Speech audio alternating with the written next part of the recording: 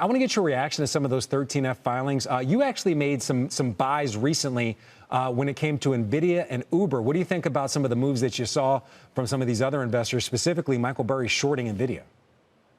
Yeah, I mean, I think we might have been buying when he was shorting. I think the fundamentals belie what the short sellers are saying about this stock, about Tesla. I mean, we were buying Tesla at $240 a share. That was just a few weeks ago, and it's up $100 a share. Now, it's a very volatile stock, same with Nvidia lately.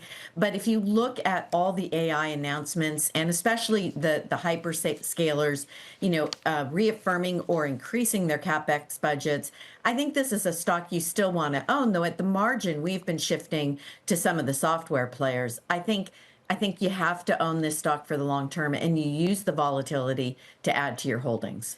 What's your take on the big run up when it comes to Uber? Again, another one of your buys recently. I'm looking at the stock right here, up more than 42% year to date. Some of that is actually, at least seemingly, on enthusiasm about autonomous driving, which would completely revolutionize the margins in this business model. What do you think of this run up, and are you looking to add more when it comes to this name?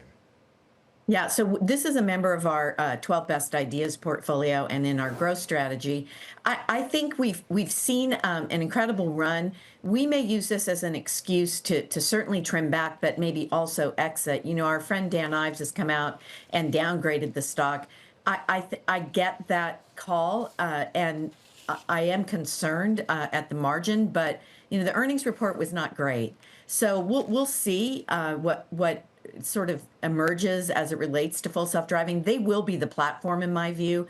So it may be an opportunity just to hold tight and see what we see coming down the line. All right. You gave us a word of the day. It's disruption. How does that, in your mind, kind of speak to what we're seeing in the market right now? Because honestly, we've seen a lot of enthusiasm, not that much disruption, at least not this week.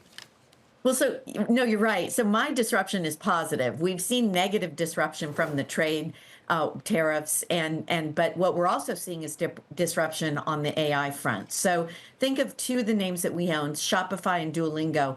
They both announced on earnings calls that they're requiring, before any human resources are added, an analysis to see if AI can do it better or as well. We've also seen Meta declare that they're going to use AI to write AI code, and Microsoft just cut 3% of the workforce, largely software engineers. We think that's AI driven. So that's why we think the Nvidia trade is still intact. We are also long Microsoft. It's a member of our 12 Best Ideas portfolio as well. Okay. And I think this is the area you want to focus on. I know staples were a favorite trade, during the disruption. When people were a bit more defensive, but now they've kind of gotten more active when it comes to the market. By the way, your pick for us today is Cisco.